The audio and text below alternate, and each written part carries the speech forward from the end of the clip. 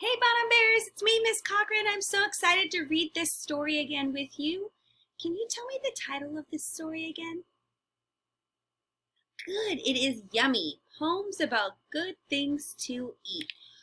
Today we are going to pick two favorite poems. We're going to reread those two, and then we will read the remainder poems, and then you will discuss some text with me. So I have some questions about some of these poems. You guys ready? All right. Yummy. Poems about good things to eat. I'm going to pick two of our favorite poems.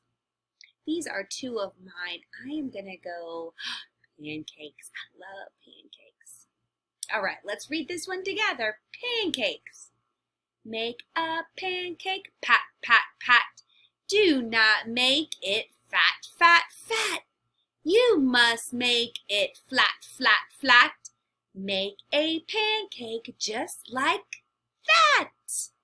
Ooh, look at how flat those pancakes are. All right, our next poem is Fresh Fried Fish. Fresh fried fish. Fish fresh fried. Fried fresh fish.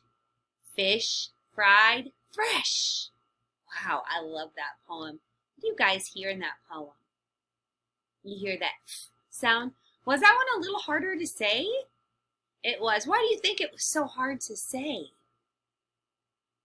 Maybe because of all those words and they kind of have the same beginning sound. That's called an alliteration, using words with the same beginning sound. All right, now it's time for our new poems. This poem is called Bouncing Apples. Ooh, bouncing apples. Apples are bouncing, bouncing, bouncing. Apples are bouncing all around. Apples are bouncing, bouncing, bouncing. Shake that tree, and they all fall down. Shake that tree. Do you want to do that again with me? This time I want you to stand up, and I want you to act out the story with me. Okay, let's read it. Bouncing apples.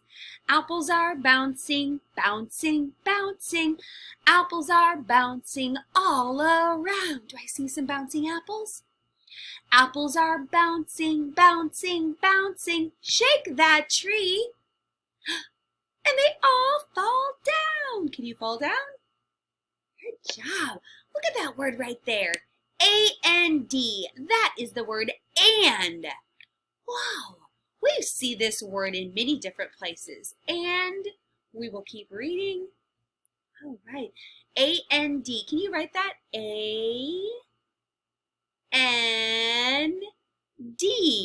A-N-D. That spells and. Word. This poem is called The Muffin Man. Maybe you've heard this one before. Oh, do you know the Muffin Man? The Muffin Man. The Muffin Man. Oh, do you know the Muffin Man who lives way down the lane? Do you know the Muffin Man? He lives way down the lane? Are you the Muffin Man? This right here, look at this. This is a question. So when you see a question, somebody's asking you a question. They're asking us, do you know the Muffin Man? The Muffin Man. Oh, do you know the Muffin Man who lives way down the lane? Does he live way down the lane? Where do you think the Muffin Man lives? Oh, I love this one. I play this one sometimes in class. So this is something you might, if you're doing it in class, you guys can do it as a whole class together. If you're at home, maybe you can play with somebody at your home. This is called Who Took the Cookie? Ooh, and there's a question mark right there because we don't know. Who took the cookie from the cookie jar? Somebody. Miss Cochran took the cookie from the cookie jar. Who, me? Yes, you. Not me. Then who? Wow, That is an amazing story. So I want you guys to do that in class today. You guys are going to play this game.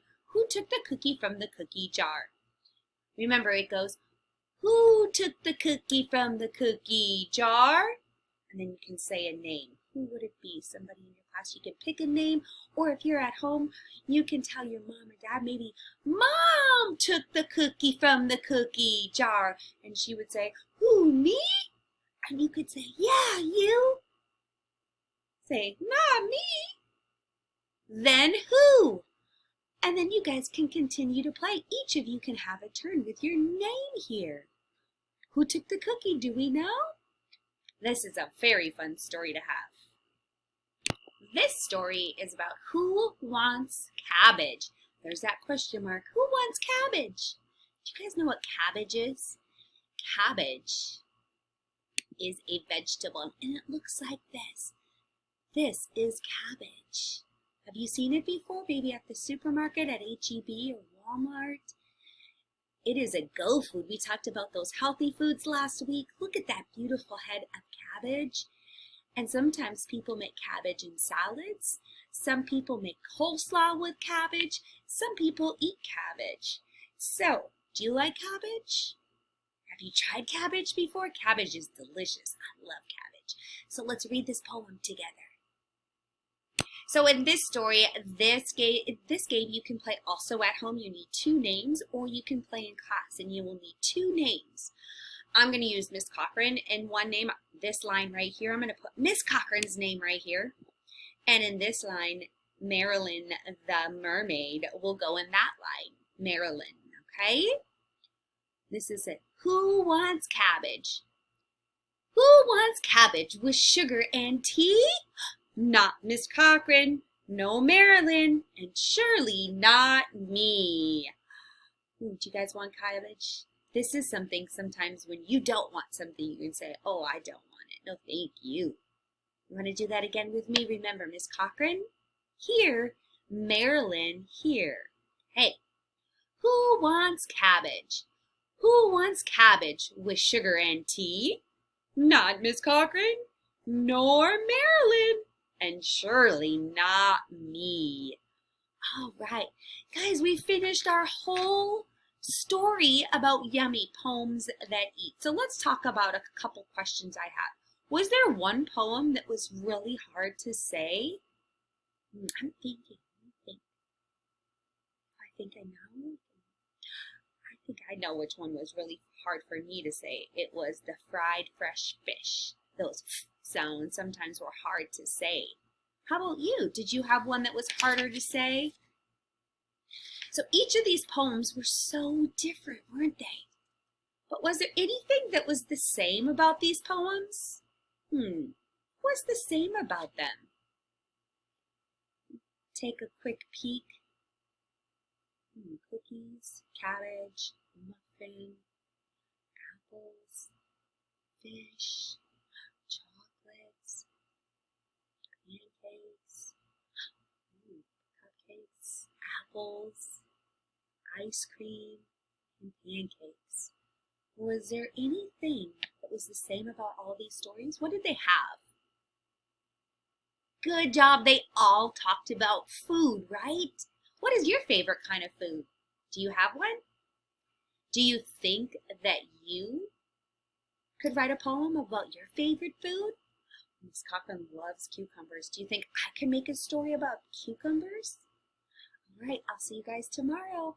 Have a great day.